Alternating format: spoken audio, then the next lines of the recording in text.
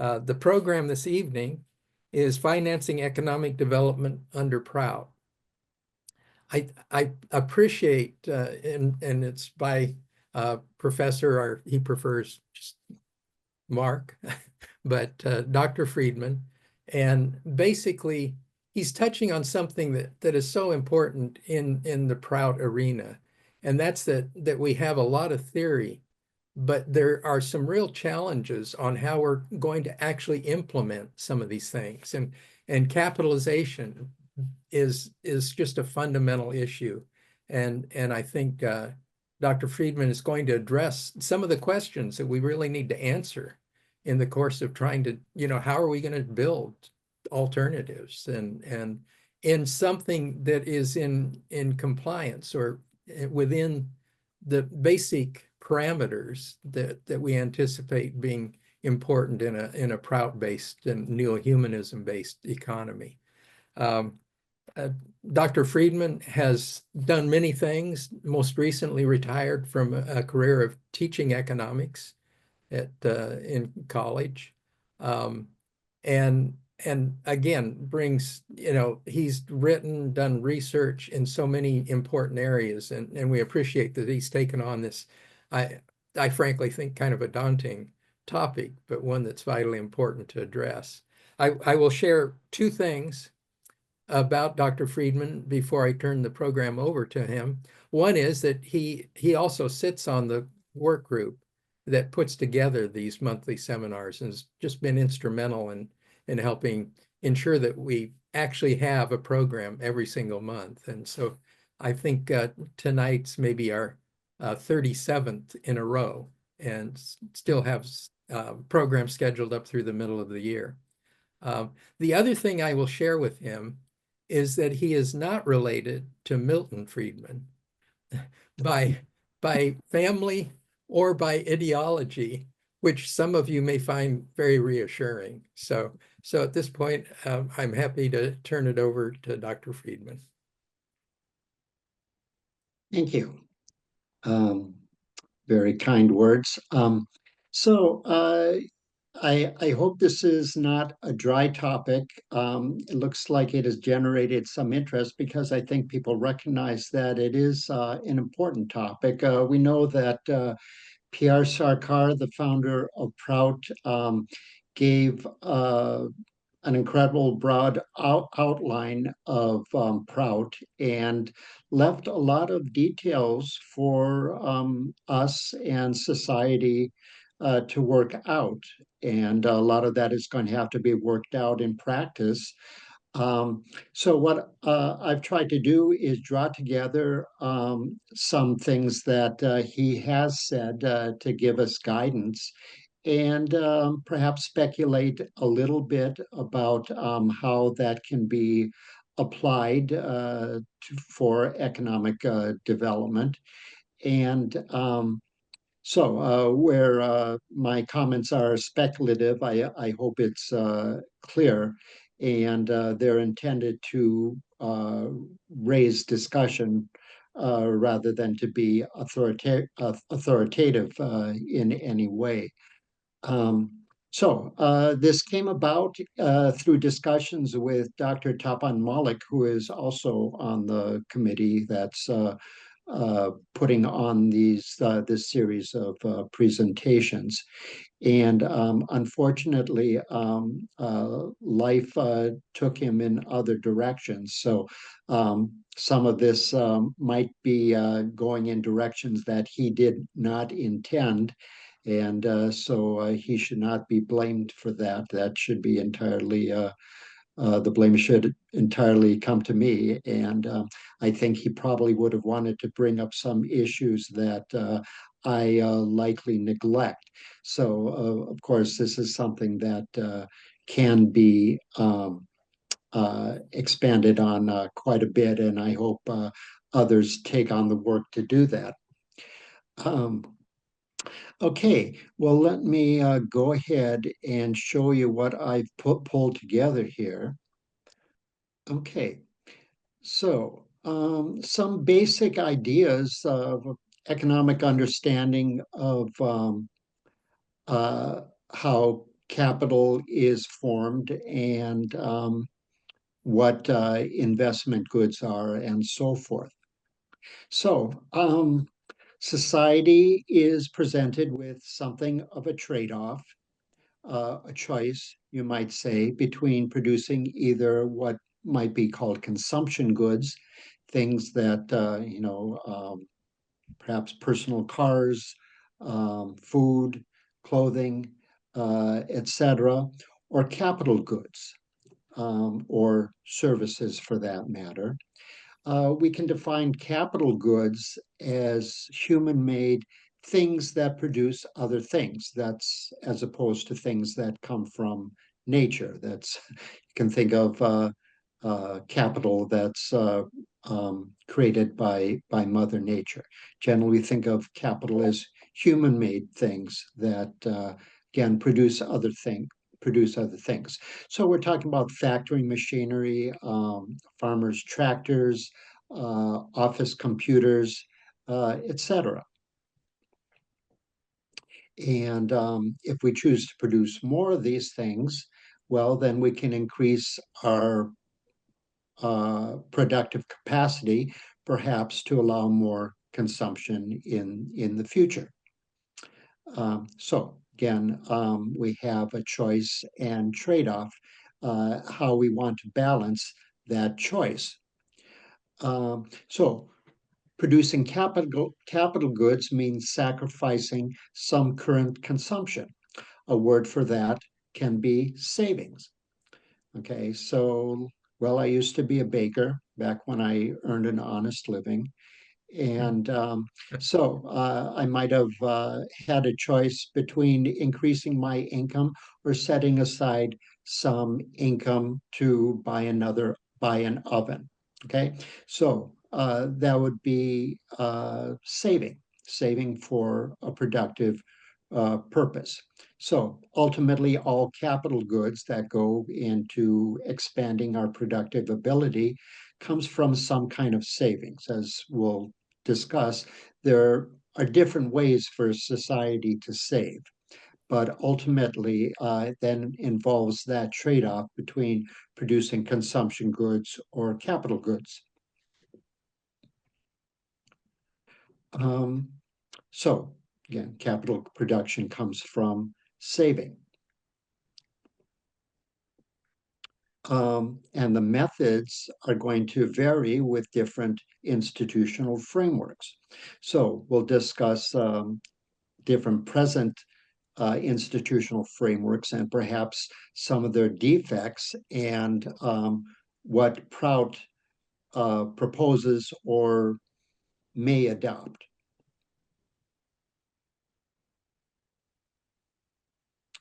So we can also use the term investment. Economists use the term investment, meaning that we're creating or purchasing capital goods, productive equipment. Investment to the common person on the street might mean financial transactions, trying to increase your wealth. Economists understand investment as specifically as investment in capital goods.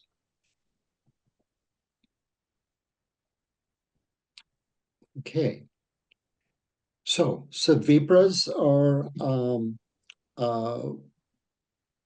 service-oriented moralists who would be at the helm of a Proutist economy, would have to create institutional frameworks for investment to allow the economy to progress in numerous ways and to make the economy work for the people in that economy.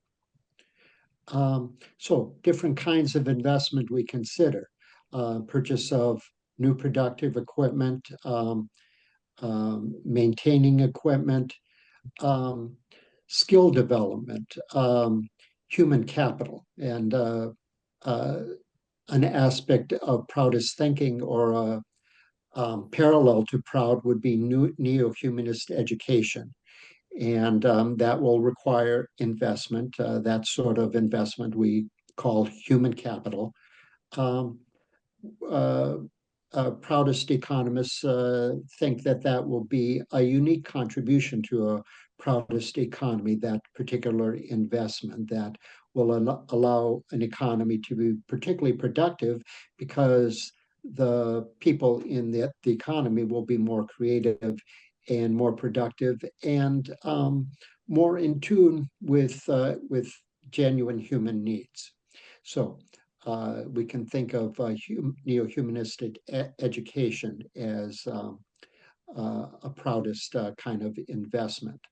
And scientific research is a kind of investment as well.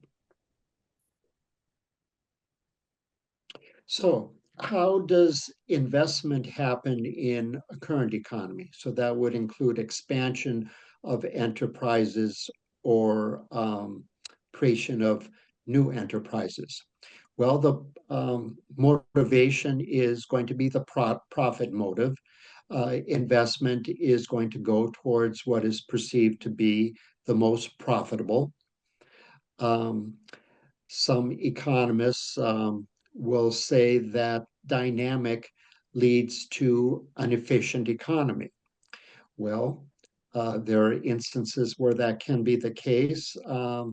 There are many instances that Proutist economists and others uh, from other traditions will demonstrate does not lead to efficiency as any reasonable person would define it.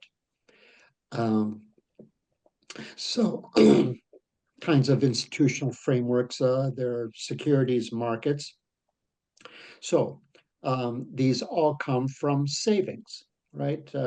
There are savings generated in capitalist economy, and that goes into these kinds of capital markets. So that would include stocks. In other words, people can invest in corporations or big firms by purchasing shares, and we can buy and sell those shares also on stock markets. There are bond markets. Bonds are more or less IOUs. They're kinds of loans that you can purchase to finance a corporation or finance governments as well. And then there are very complex financial instruments that are unique to a capitalist economy. We'll talk about them in a moment. That we've seen before in the um, uh, immediately before the Great Recession. There are these complex financial instruments that destabilize the economy to create a worldwide so-called Great Recession that could reasonably be called a depression. Okay, other institutions. So there's venture capitalists, people with a lot of money looking for a high return on that money, and they will finance new ventures that look promising again, look profitable. That can be a positive thing. My son has a pharmaceutical startup, and he's created a drug that I think will be of great benefit to society. And he's appealed to venture capitalists, and they agreed that it's promising. Um, uh, Venture capitalists can also finance enterprises. I'm sure all of us can think of that are less positive for society. And there's private equity firms. These are, along with, say, hedge funds, they're generally firms that accumulate savings from very wealthy people to invest in firms, a lot of times to buy firms. Here's where the efficiency of capitalism comes into question.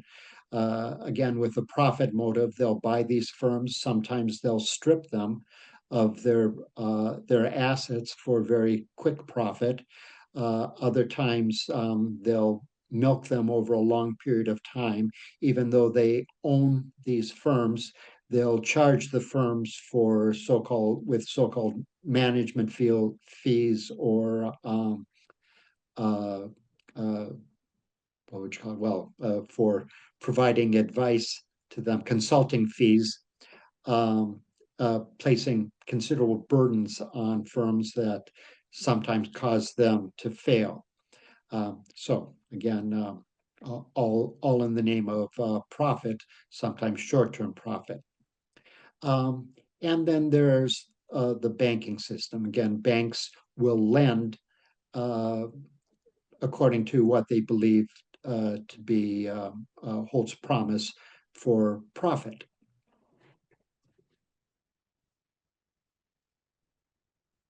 Then there's public infrastructure, uh, public capital goods like roads, bridges, things like that, perhaps internet, perhaps water treatment.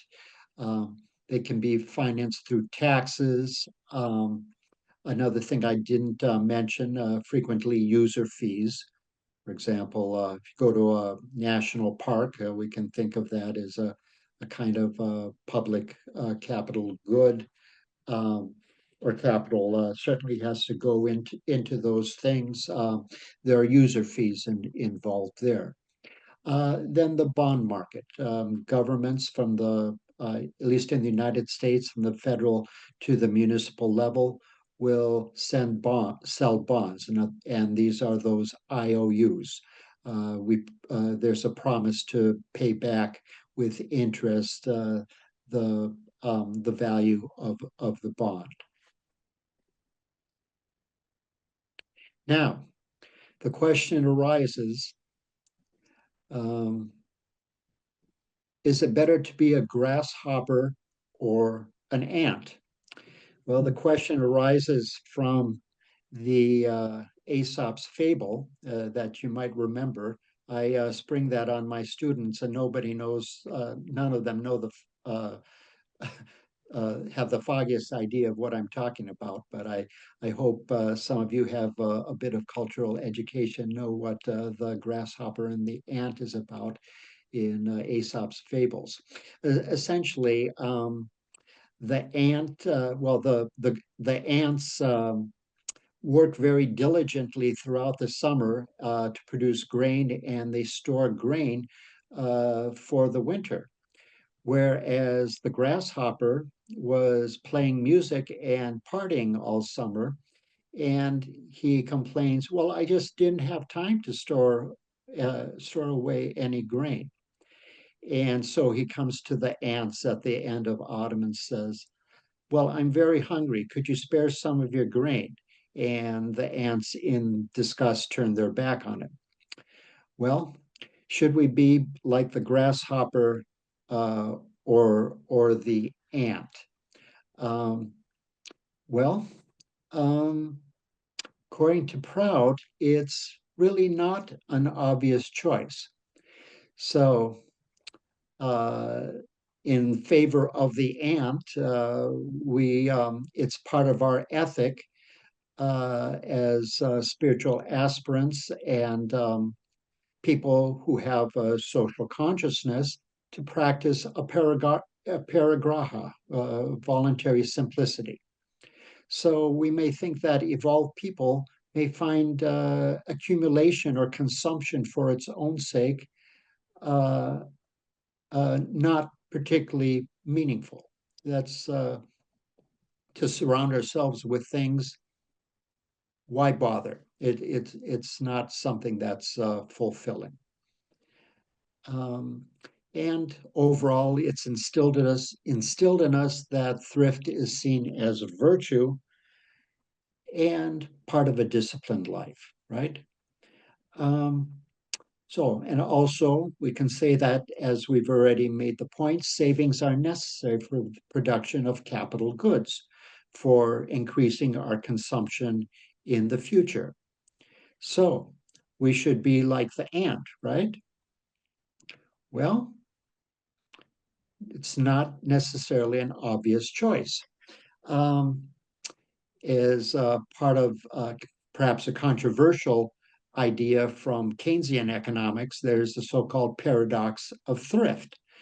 Um, Particularly if there's an economic downturn, if there's some uncertainty, people will automatically stop spending. Well, what happens in the economy? People stop spending and the downturn gets worse, right? And ultimately, even though people are saving, there's going to be less savings because the overall economic activity in the economy declines so much. Okay. In other words, in the terms of Sarkar, money stops rolling, right? Sarkar famously said that money should be rolling in the economy. A dynamic economy involves rolling of money. In other words, continuous circulation of money. Um, Another kind of downside of savings is that it's kind of a factor of inequality. Um, there uh, is something called a marginal propensity to consume and marginal propensity to save. In other words, how much additional income are you inclined to save or to spend? Well, marginal propensity to consume tends to go down as you get richer. Do rich people consume more? Well, certainly. But as a portion of their income, they're going to be consuming considerably less. And so they're going to be saving more. Well, what happens when there's a great deal of inequality in society and income becomes concentrated at the top? Well, there's going to be a lot of savings, and that all that money is going to be looking for high return. Another aspect of the marginal propensity to consume um, is that rich people are less risk averse. You and um, I don't think there are multi-billionaires on the call. Um, if there are, excuse me, but if uh, there's less, uh, you and I are going to be pretty careful with, say, our retirement savings. We're not likely to put it into overly speculative kind of investments, even if there's a potential promise of high return. Whereas a very rich person is very likely going to set aside a substantial portion of their savings to put into more speculative kinds of investments that would promise a higher return. So, with these kinds of speculative investments that might go sour, that introduces instability into the economy, likelihood of great losses, like we saw in the financial crisis before the Great Recession. So, part of that uh, it's been turned a giant pool of money that was kind of sloshing around before the Great Recession, looking for investments. So that kind of created a demand for these kinds of destabilizing, complex financial instruments. You might have remember from that era the terms mortgage-backed securities and collateralized debt obligations, CDO. Uh, so there were then CDO squared and CDO cubed. In other words, taking some of these financial instruments that were rated not as safe and into kind of separate collections that were called then CDO squared. And from there, some of those were identified as, well, potentially safe investments, and they were sold that way.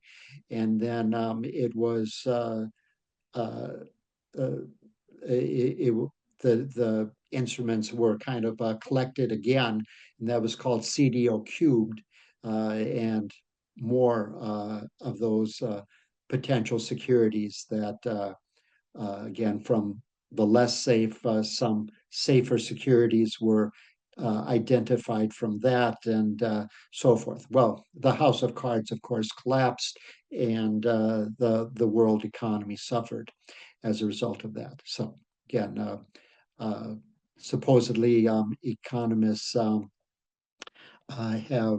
said, well, all these things increase the efficiency of the economy. Well, those who of us who look at it as a house of cards will question that. Um, so there's a further problem with wealth concentration that way is that there's really insufficient people invest in these kinds of securities because there are really not enough really productive investment opportunities for the savings to go into. Okay. So, what does I mean by this? Perhaps the grasshopper is right, not the ant. Okay, so there's something to be said for the grasshopper, uh, according to Prout. Um, so again, the Prout ethic is keep the money rolling, keep spending the money. Um, so a quote from Sarkar is let governments be active, spending money, let people purchase as much rice, pulses, vegetable oil, salt, sugar, etc., as they can with their money. Let money go to the grocers, the sugarcane vendors, the confectioners, the factory workers, the laborers, and the weavers. And let the colorful saris of the weavers be purchased and worn by newly married brides, adding to the beauty and prosperity of society. Okay, so Sarkar seems to be aware of the paradox of thrift. Prosperity requires not only savings and production of capital goods, but also spending, adequate spending, what economists might call aggregate demand. Without adequate aggregate demand, then there's no reason for investment. If people are not willing to buy stuff, then investment will not happen also.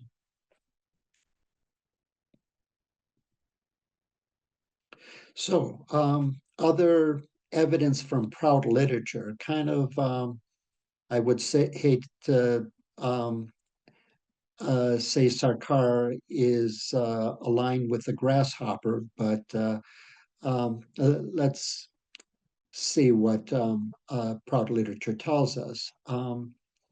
So it's very important that banks not unnecessarily withhold lending. Banks should definitely be lending their assets. They again contributing to the rolling of money. So another quote from Sarkar from Keep the Money Rolling. The intrinsic demonic greed of the banks must not be allowed to jeopardize the life of common people. So how is that greed expressed in under capitalism? Well, exploitive lending practices, again, that we saw in the financial crisis, uh, people were encouraged to take loans that were really beyond their ability to pay back. Even so, unqualified borrowers were encouraged to borrow anyway, and even qualified borrowers were encouraged to take on loans under worse uh, uh, terms than they were qualified for. So that would be example of demonic greed, I would guess. And then after the reaction occurs in society as a result of those practices, and there's an economic downturn, then banks are going to withhold their money. There's what's sometimes called a banker strike. They can hoard money in times of uncertainty, and that happened in the Great Recession, in spite of all the efforts of the government and the Federal Reserve to try to get banks to kind of do their duty after they were bailed out. Um, so Prout wants banks to lend, again, in a responsible manner, but it wants banks to lend in a consistent manner. So Prout encourages low interest rates as a development tool. Um, so that's fine, but we should be aware that low interest rates encourage spending rather than saving. So, is there a bias towards spending in Prout rather than savings? Perhaps. So, we have to develop other institutional savings. Still have to occur in society, but we have to develop other institutional frameworks for that to happen. So, are there less personal savings under Prout? I would say yes.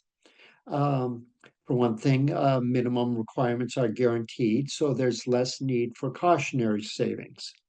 For example, when China discontinued a lot of its uh, public services and safety net programs in its so-called reforms, savings went way up, perhaps too much, because people were saving for cautionary reasons.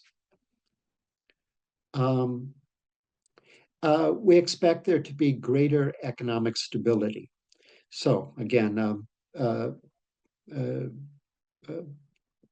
uh, in response to potential depression, some economists, Proutist economists in particular, encouraged Proutists and members of Ananda Marga to increase their savings. But under Prout, there's going to be greater economic stability. So that means less need for savings.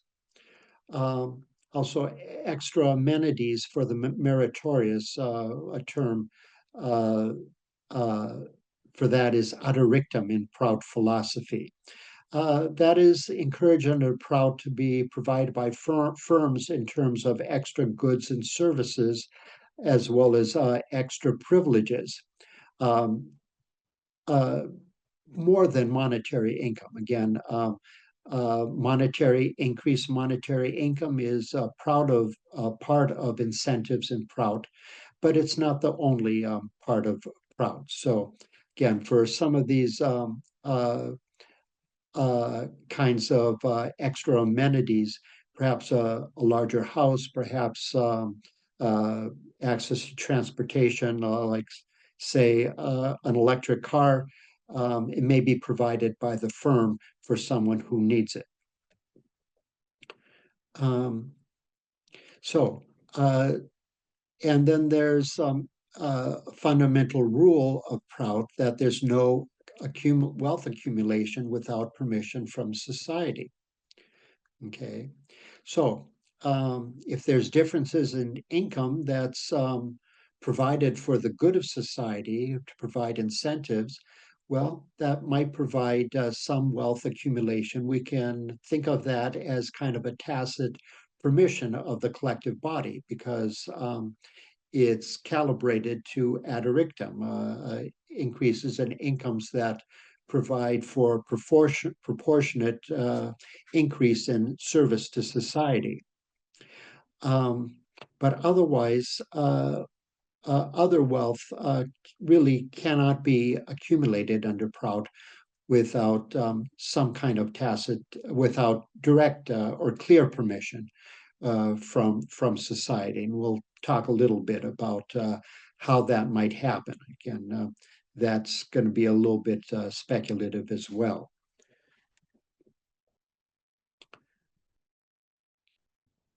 Um, so, um, how are we going to be financing economic development? Well, we'll be developing a cooperative banking system. A model like that might be the Mondragon system in Spain, where it's a network of cooperatives that they have a economic development system where the cooperatives help each other, and they promote new cooperatives and help finance other cooperatives. Part of that is through a cooperative banking system. So the banking system will help finance other cooperatives through the deposits of the firms in the cooperative system. But it's also going to be linked with a planning system. So most planning will be at the block level. That might be that's a term that is more understood in India, can be roughly analogous to perhaps county level in the U.S. And then there's going to be higher levels of planning as well. So there will be autonomous bodies that are responsible for planning for the public interest.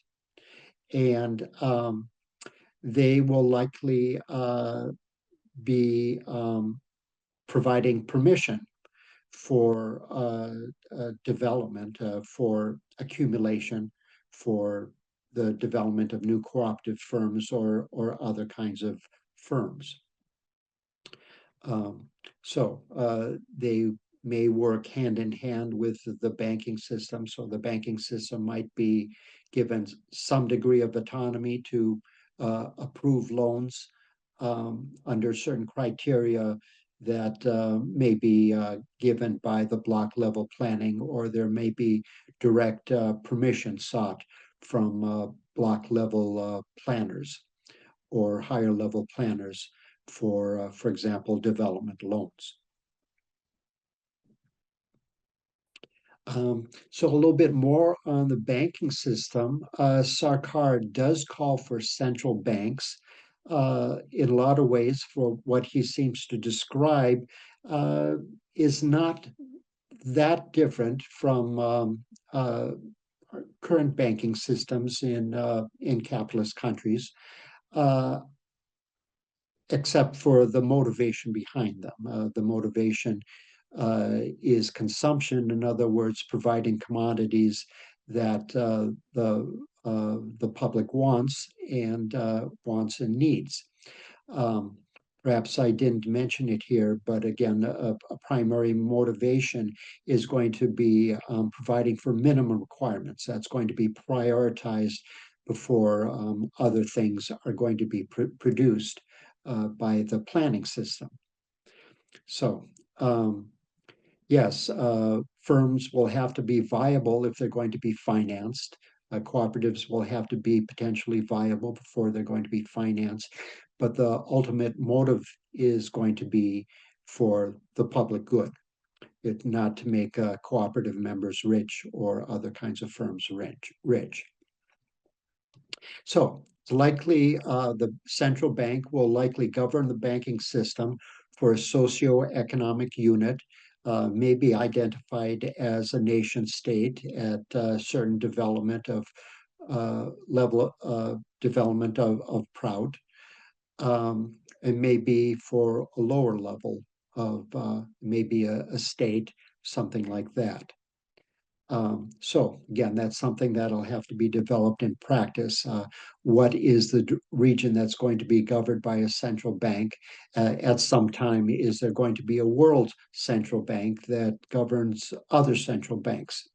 Again, this is something that Proutists are going to have to think about, and will probably be developed as we go along to a lot of extent. Again, governed by public interest rather than profit motive. Provides, it's going to likely provide lending guidelines or criteria for what is allowed for lending. And it's going to channel money to banks. Currently, the primary way to get money into banks by most central banks around the world is by buying various kinds of bonds, mostly government bonds, from banks. And that will get money, more money into the banking system. Um, Another means is by lending money to banks by the central bank.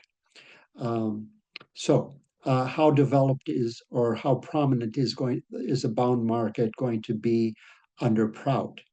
Well, we'll be talking about that in a moment, but again, that's going to be a matter of speculation. Probably the central bank will be lending to banks, to central banks, or to local banks. Um, Central bank will have the money it holds backed by gold. Again, that's kind of a mistake I believe that Proutists make, is that we think that we call for um, current banking systems to be backed by gold. Well, Sarkar says it can only work under Prout. It's not going to work under contemporary systems. And there's some discussion among Proutist economists. Well, why does Sarkar want a Proutist banking system to be backed by gold? It kind of goes against our training in conventional economics.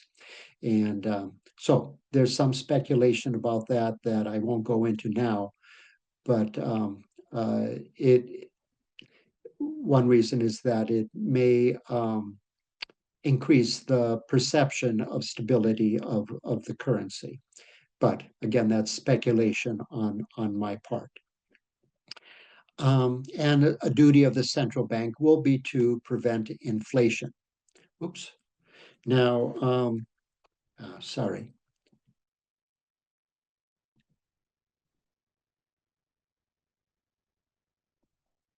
Oops. Sorry.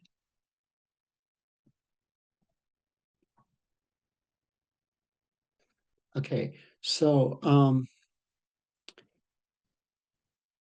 inflation can, in fact, be a way to enforce savings. And some developing countries have intentionally had a policy of encouraging inflation that allows in essentially printing money to purchase public infrastructure that is important for development.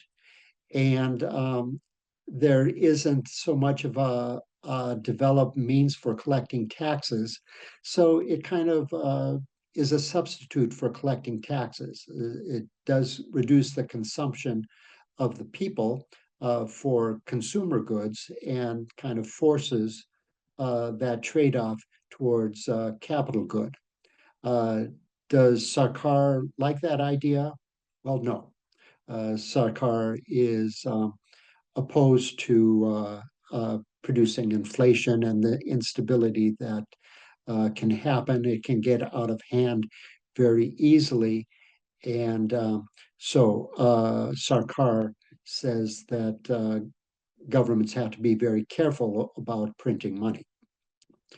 Um, so borrowing by government and businesses also should be for productive purposes only.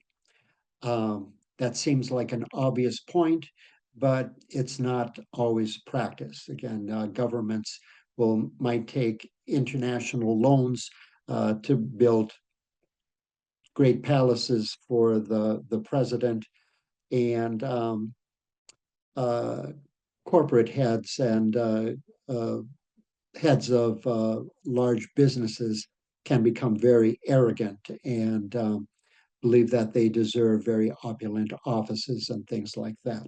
So Sarkar makes a point of saying that that's should not be a purpose of borrowing, and banks will be careful of that.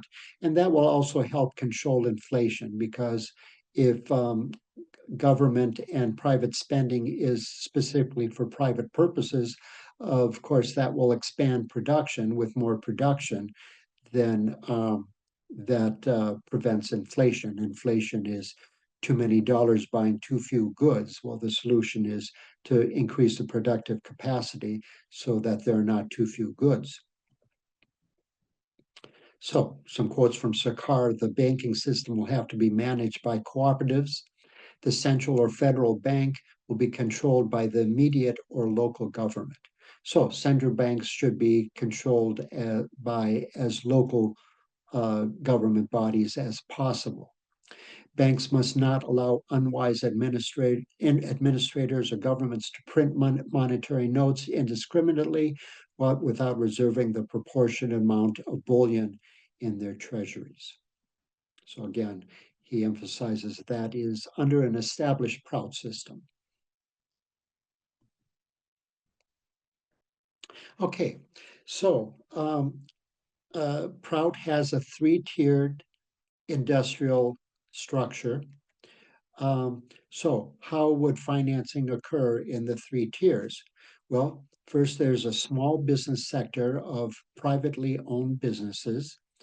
Um, Presumably, they would be bank financed, and expansion would happen through bank financing. Again, that would be permission to accumulate, according to the first fundamental principle of Prout. Coordination, and as we said, that this would be coordinated with local planning authorities. Now, small businesses would be responsible for producing some of the nice things in life, what we might call luxuries, um, uh, kind of specialty bakeries, things like that. Um, so there's room for that in a proud economy. So they should not receive discrimination from lending authorities. Privately owned firms, under appropriate criteria, um, should get proper financing and proper consideration from the planning and lending authorities.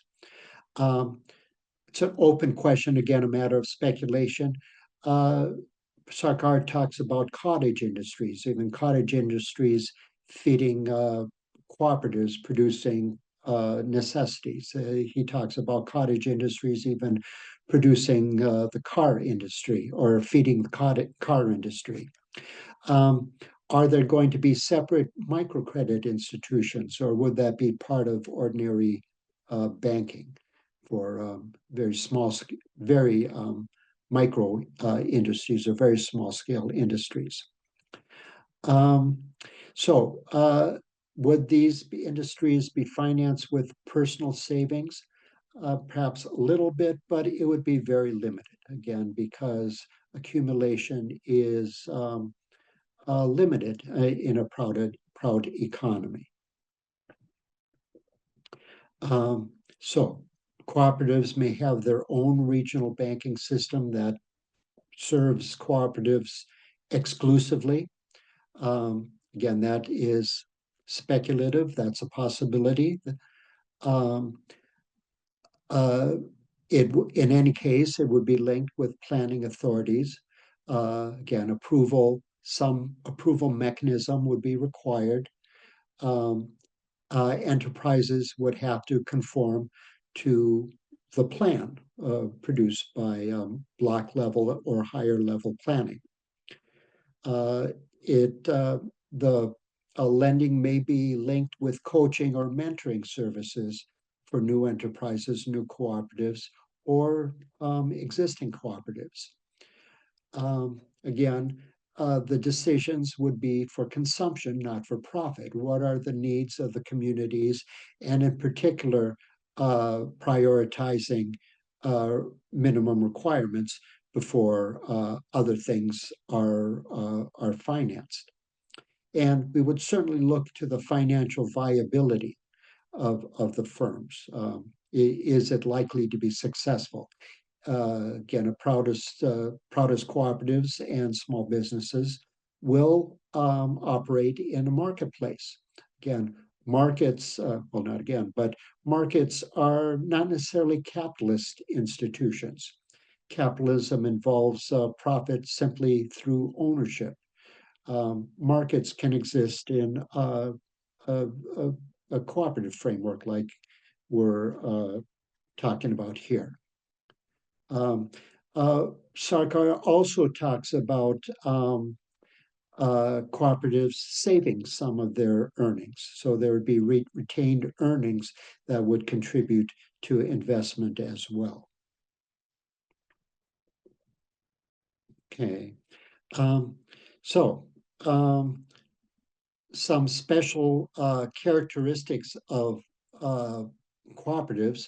This is taken largely from a scholar of kind of the perhaps the authoritative scholar of cooperative economies, Yaroslav Vanyek, wrote a very thick tome called the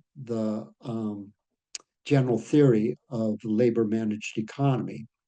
So cooperatives will tend to be more capital intensive. So uh, actually, cooperatives will buy more machinery and so forth than a comparable capitalist firm. Workers, for example, would be willing to invest in ergonomics. Um, they would be more likely to purchase labor saving technology because it increases leisure, um, but it would not reduce worker income. Okay, whereas a capitalist would weigh, well, what's going to be more advantageous, more labor or more capital? Um, so the the kind of decision making is going to be different.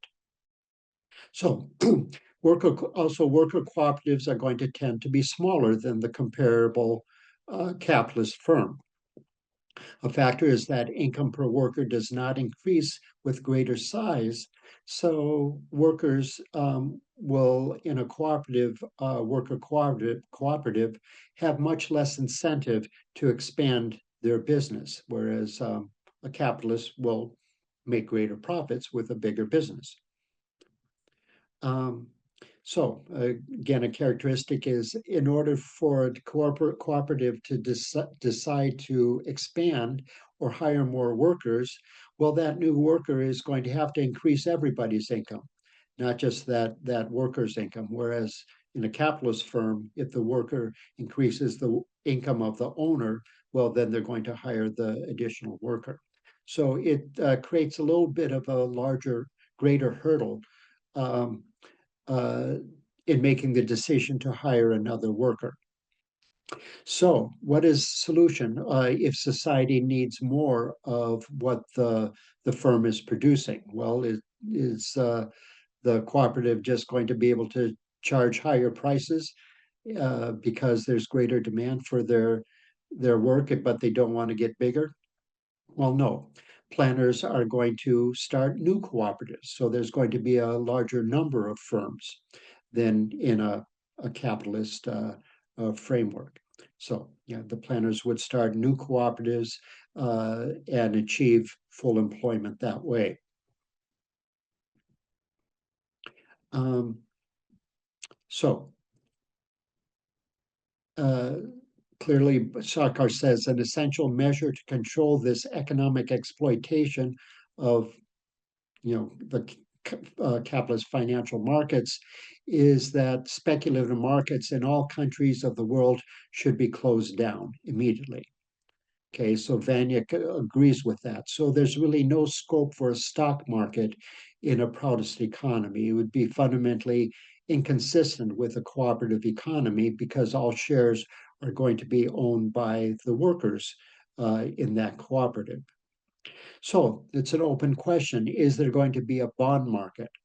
Will local governments finance new enterprises or their own activities through sales of bonds? Vanyek suggests that there will be a bond market, and that will be the only kind of financial market in a cooperative economy. He also suggests that, well, maybe it's not healthy for workers to only have their investment tied in their own enterprise. Maybe they should have some of their savings in other enterprises through a bond market as well. So, um, uh, Then there's key industries, which are government owned and managed industries. There would be large firms that feed the rest of the economy. A clear example would be electrical utilities, for example. So they would be owned by block level governments or higher, if necessary, at the state level or national levels.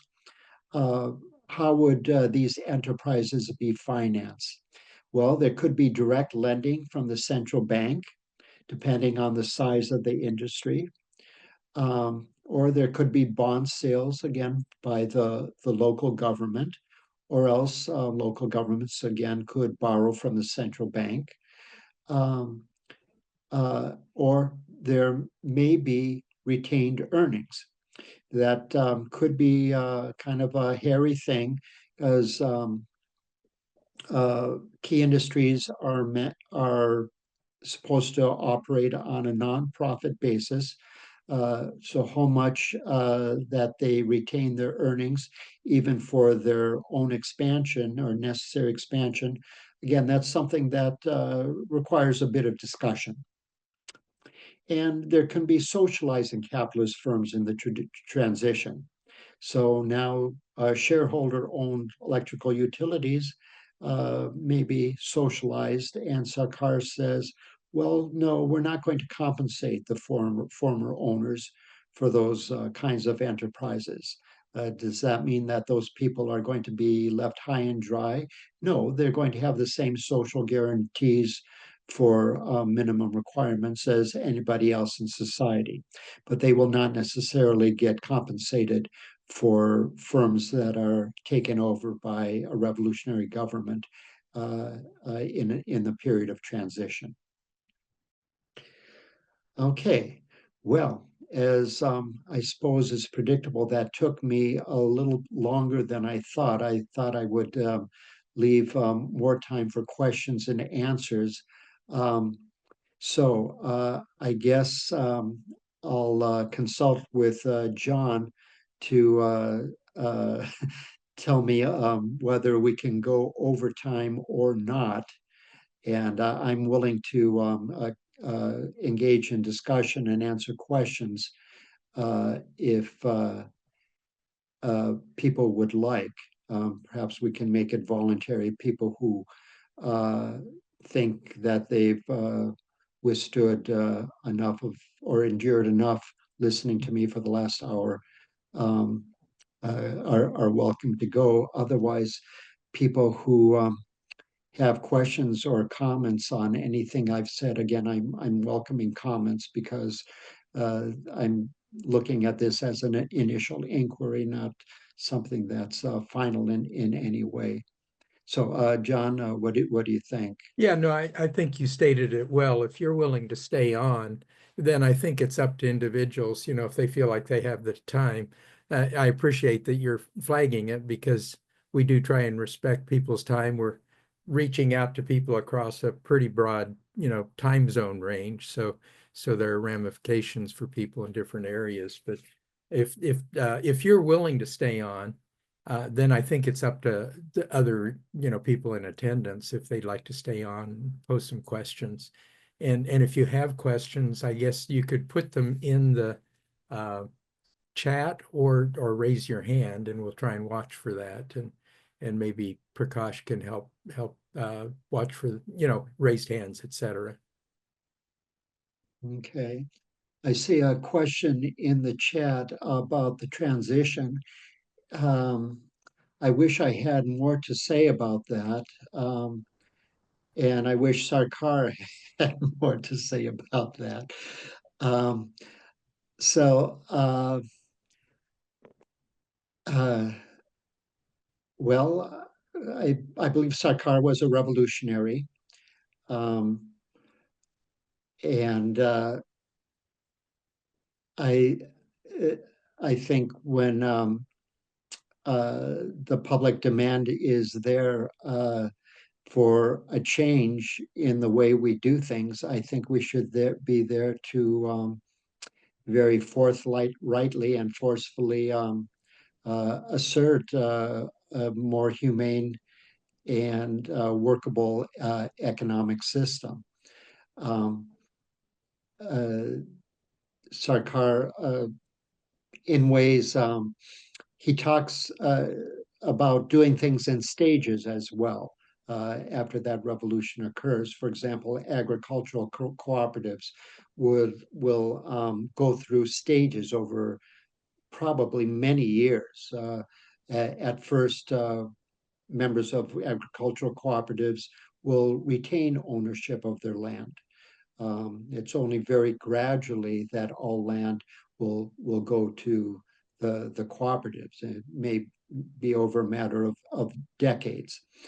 Um, so I don't know, maybe Jagat Bandhu or others can think of other ways where Sarkar identifies where there are stages towards a more social um, uh, uh, kind of ownership or social means of producing things cooperatively. Um, so I think again, one poss I, Sarkar allows for simply, he calls, uses the term socializing rather than nationalizing. He doesn't like the term nationalizing, more socializing uh, firms that are presently operating. So we should be aware that great discontinuities in history are usually accompanied by great suffering. There's when society collapses. I hope we're not going to be witnessing that in coming times. If that happens, the suffering is great. When we might think it was a good thing that communism collapsed, but the suffering involved in that was tremendous.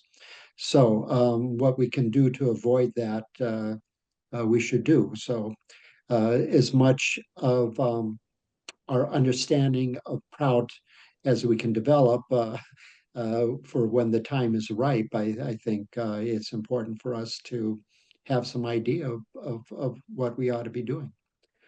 I don't know if that answers the question, but uh, Dr. Friedman, kind of related to that, our environmental circumstances, one of the sort of catalysts that can encourage a transition.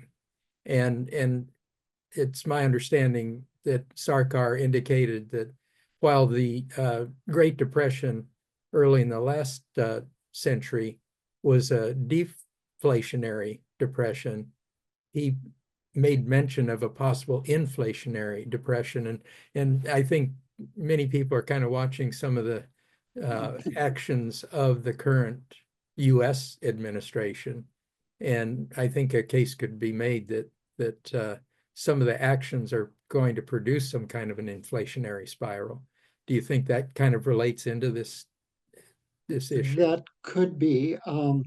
Sarkar said that would happen within 10 years, and within 10 years of him making that statement, there was the East Asian crisis, which was a horrendously severe depression that was global in scope, and it was inflationary.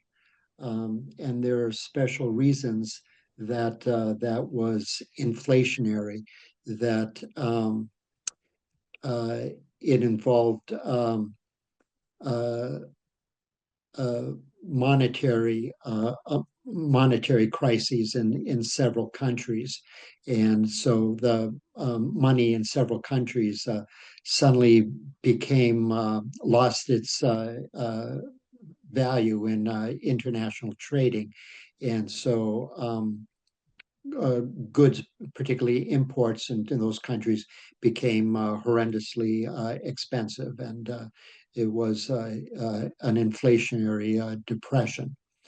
Um, whether circumstances like that will arise again, um, it's not clear. We had first a deflationary recession with COVID, and then it suddenly became inflationary because of sudden shutdowns in production. So that was kind of a special circumstances also. What kind of, if some kind of special circumstances like that arise again, um, I don't see that on the horizon, but uh, things like that, of course, are unpredictable. How can you not see it? I'm sorry to interrupt, but there are at least five reasons that is going to happen. Okay, go ahead.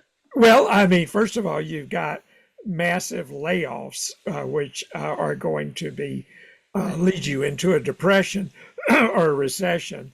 But you've got tariffs. Uh, Trump is now talking about all That's kinds true. of tariffs. That's going to be inflationary. So you've got that going on. We're probably going to have a bird flu pandemic. That's going to lead to the same problems we got with COVID. We've got an insane person running the NIH. That's going to make every kind of disease worse. That's going to lead to the same kind of supply chain problems we had with COVID, multiplied by a million. So I don't understand what you're not seeing. Uh, Well, yeah, those are things that let me are throw a couple definitely of more at concerning. you. They have not We're not going manifest to yet. have any So, protect. I'm going to throw a couple more. We're not going to have any protection against terrorism in the United States. I don't know which way that sends the economy, but as we get rid of the CIA and the FBI, we're basically just saying, please come in and invade us. How anybody can. So that's going to be a mess. So I don't know what that's going to do to the economy, but it's going to cause a lot of problems. So, I mean, we basically got an idiocracy, uh, and the economy is going to be a mess. It's definitely going to be a recession or a depression, whether it will, and most likely inflationary, because the supply chains will not work. So mhm. I think there's plenty of reason to imagine we're going to get exactly that. Sorry, I I'm sorry to step on you, but No, it, no, those are all valid things. I'm very, very averse to pulling out a crystal ball. yeah, But I don't blame you, but I mean, I don't think you need a crystal ball. I think you just need to read the paper. But well, we'll see.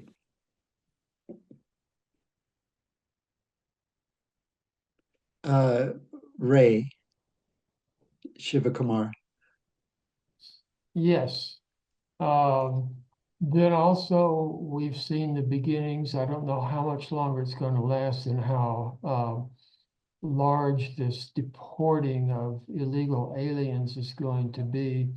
I thought we had a kind of a stable system. There were communities like in Springfield, Ohio, for example, that were doing quite well with a lot of illegal aliens, helping them in crops rotting in the fields if we don't have anybody to pick them. So what do you think if that continues to any great degree, what influence that might have? Um, well, again, it's destabilizing for no good reason. Uh, so, to echo what you say, I know where I live in southern Minnesota, there's a lot of communities that were in severe decline that were stabilized because of the immigration of Hispanic and Somali uh, migrants. Mhm. Um, well, Sarkar uh, kind of addresses the problem of that. Yes, um, migrant workers or immigrant workers, if they're not embedded in the community, can destabilize a local economy, what he calls floating workers. What he says, well, those workers kind of have to make a choice. Either they settle in the community and merge their interests in the local economy, or they really shouldn't be there. So how that applies to a capitalist economy is not entirely clear. Um, that it is uh, certainly problematic to simply open the borders when uh, conditions in surrounding countries are such that families are in terror because of crime, political persecution, or simply lack of economic opportunities. People, I think, don't leave their culture and their friends and families for small reasons. So I think part and parcel of the solution is certainly stabilizing the places where people come from. Otherwise, I think certainly we will have to work harder to integrate the people who are here. I don't know if that answers your question, but that uh, I think if they can really integrate themselves into the local economies, then they should be welcome. Um, Yeah, well, it just seems like if Trump really, and I understand that he really wants to deport a lot of people, that could seriously affect our workforce in terms of having enough people to do the tasks that are needed to be done. I oh, mean, sure. if I may also jump in, I mean, the U.S., it looks like is going to actually start having more deaths than births in the near future. And so without immigration, the workforce is going to experience a significant decline in the U.S. One of the reasons a number of economists believe that the U.S. has actually done better than most other well-to-do countries in the last 3 to 4 years is because we've had so much immigration that it's actually helped improve the growth rate in the United States. So honestly, it's most every economic estimate I've seen, and Maitita, correct me if I'm wrong, shows that on balance, immigrants have been a net benefit to the U.S. economy. Even if they are sending money back, they are still, by and large, adding more to the U.S. economy than they're subtracting. And so, Sarkar's point, it makes sense in general. Yes, you don't want immigrants coming and sending all their money away. That takes vitality out of the economy, but that doesn't seem to be the net effect of immigration into the U.S. and never has been. The net effect has tended to be positive. And it's only going to be more so if we are experiencing an actual contraction of our population size, which seems to be what's starting to happen. So this is another policy, unfortunately, and I'm going to shut up in a second, so I apologize.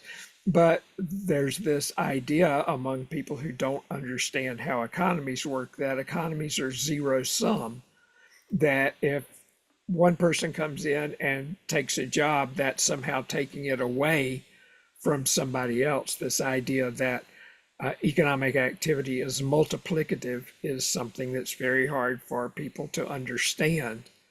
And so when you try and say that, look, if immigrants come in, they create economic activity that actually creates more jobs for everyone, that idea is lost. And it's very easy for someone like Trump to play on fear and hatred and turn immigrants into demons in people's minds rather than what I think we all understand is pretty much the opposite. My teacher's point is good. People ultimately don't really want to leave their homes. They only do it because conditions in their homes are dire. And I think everybody would rather stay in the country they were born in if conditions there allowed it. But they leave because conditions there are frightening, they're dire, they can't make a living, or they're afraid of being murdered or persecuted or whatever the problem is. And so they leave. And you can't blame them. Anyone would under those circumstances.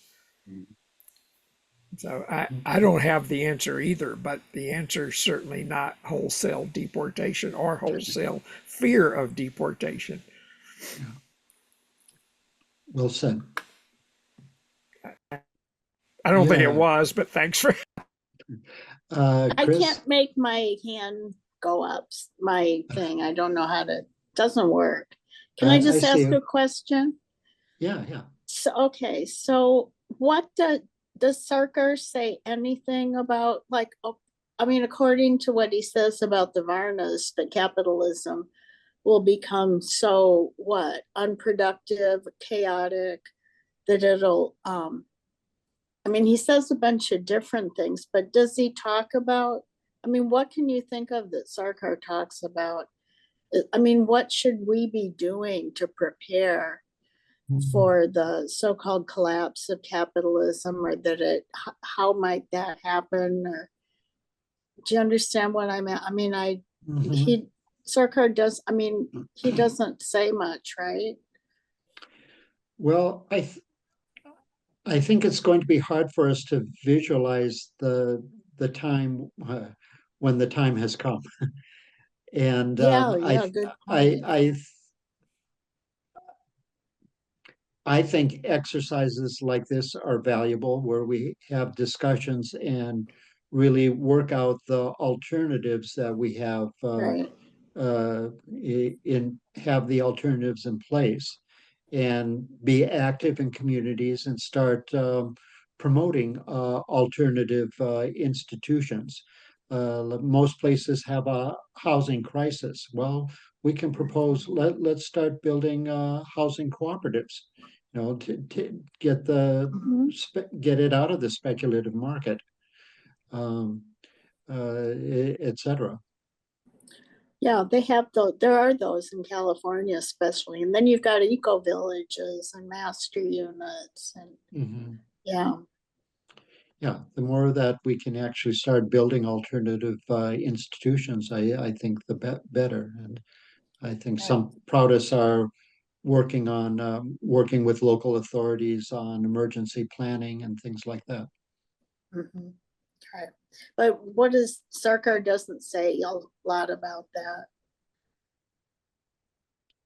About what specifically? About transitioning from capitalism to a Prout system. Um,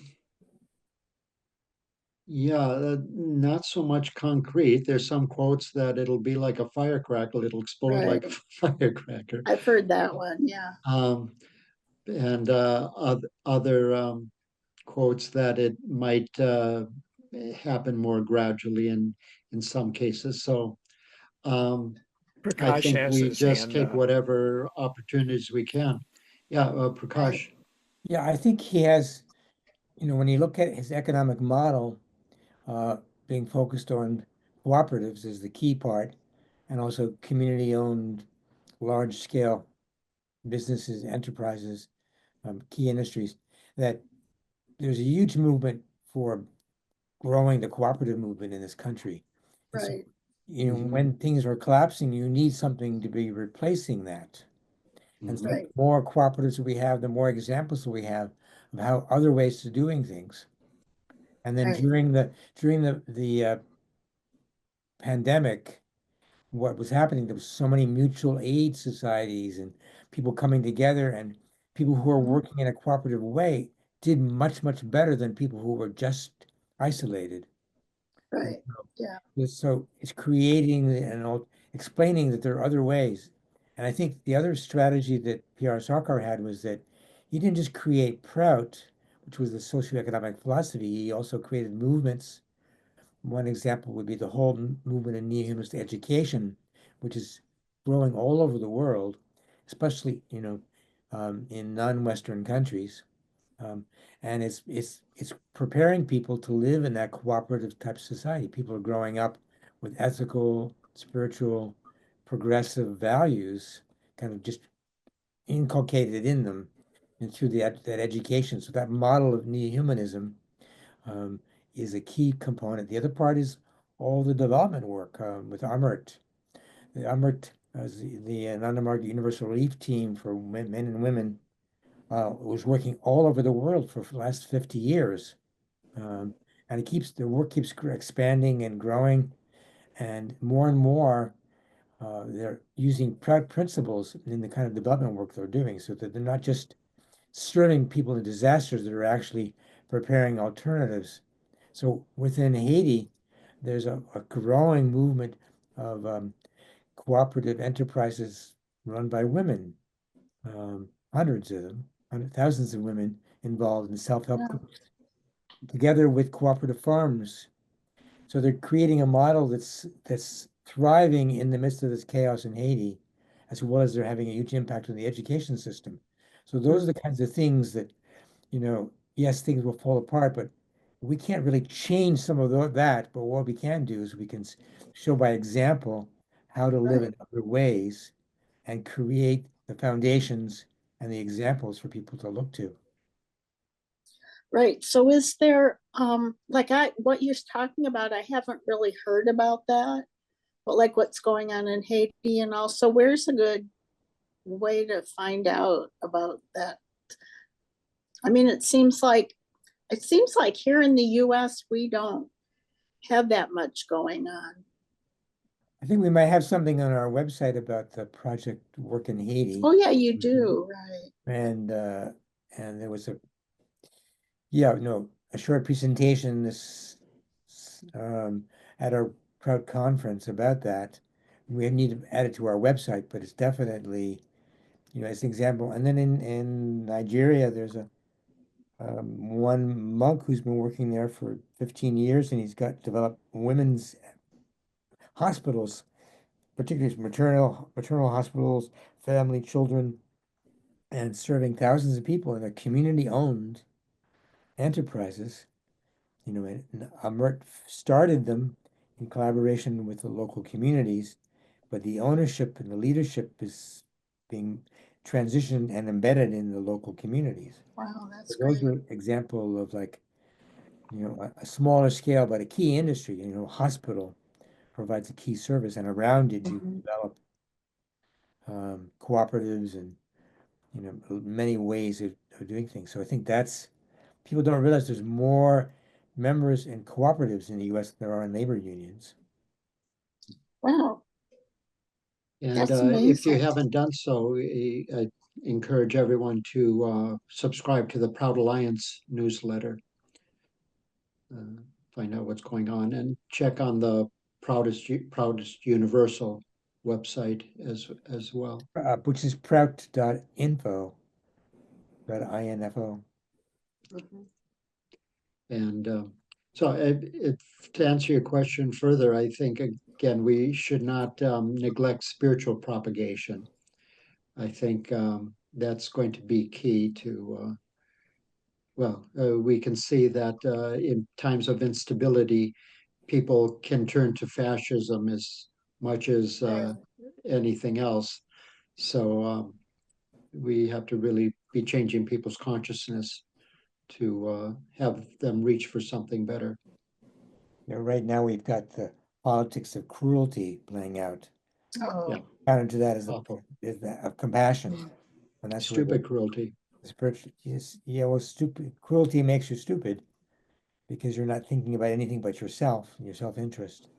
And you forget everyone's embedded in this world. And so you cause harm to others, it's going to come back. So yeah. I think a lot of the tariffs, all these tariffs with China, China's basically seen this huge opportunity that with the dismantlement of U.S. aid, China's now, in a position to begin taking over a lot of the kind of role that USA played around the world. Right. And they've been developing that. They're becoming the leaders in solar energy and alternative energies and all the ways in which Trump is saying, oh, we're just going to drill by drill and we're going to end electric cars. It's just going to harm our industries for maybe some short-term gain for some billionaires, but it's going to be making so many other countries in the world be more prosperous than us because of our stupidity. So there's the shift right now in the economy. If you look at it from the point of view of a world economy, and China's not a straight capitalist economy. No. And so right now, would you say there's kind of these little pockets of different forms of economies, and they're like you were talking about China and with what Trump, I mean, people will say, well, the US is the richest country in the world, and our economy is so great. And so maybe that's a big shift that's going to happen as far Because as, we measure our economic by the gross national product and GDP, per person, and we're not looking at purchasing power. Purchasing right, right, capacity is going down and down, right, and a huge from 50 years ago, the people who were like, our age 50 years ago, we had that whole, maybe had 20% of the nation's wealth.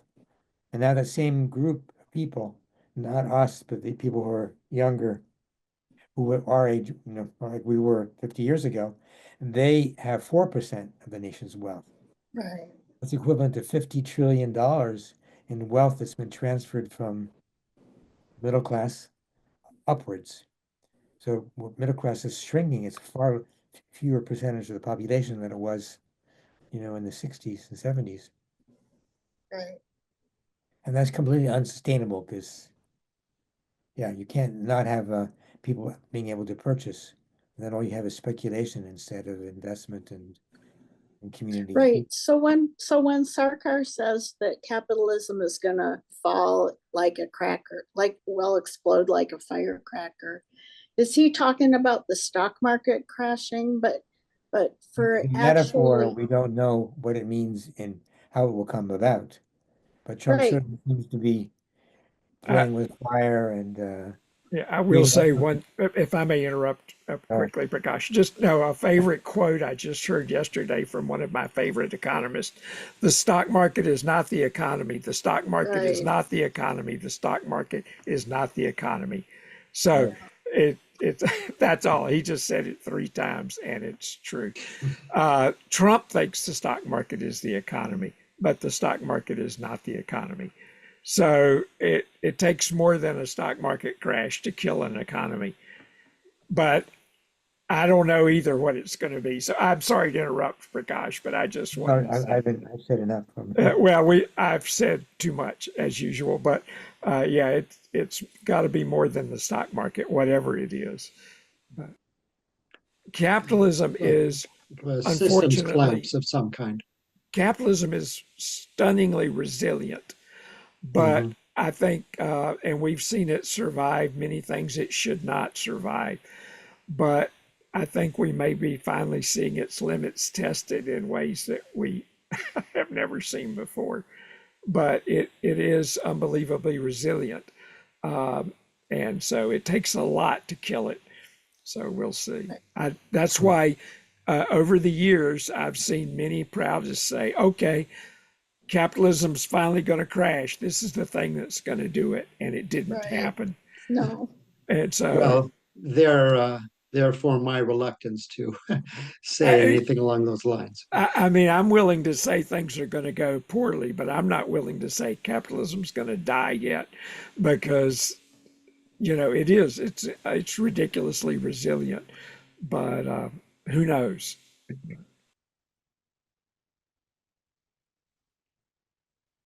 I think I might want to interject at this point. We've got an extra half hour. Yeah, we should.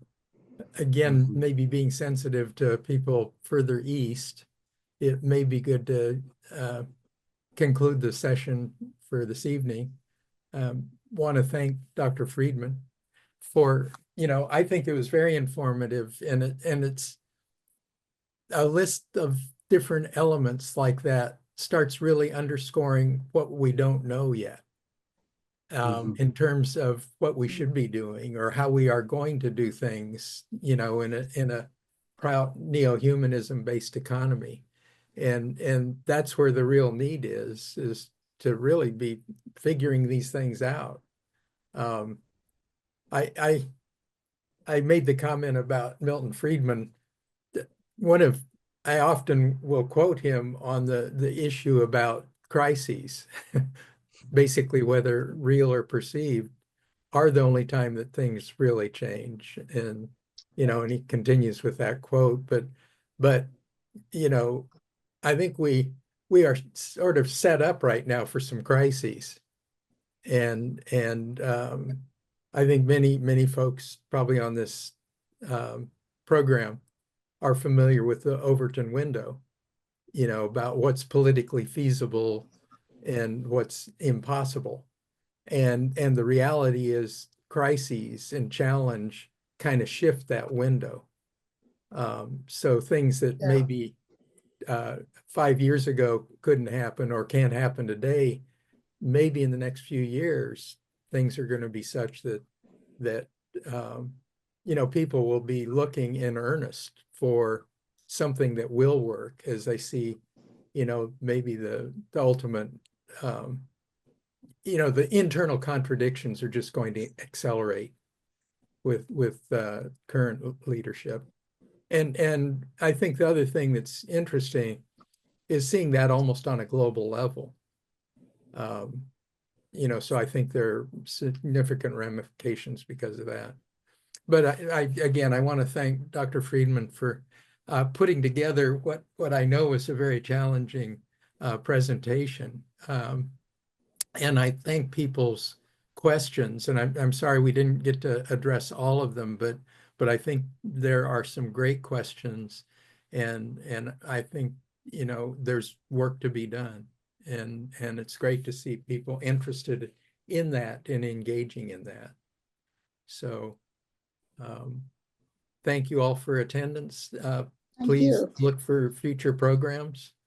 We will continue to try and present interesting topics on a monthly basis and engage in discussion. Thank you, Maya Tita. It's very nice. Thank you. A pleasure. Good night. Good night.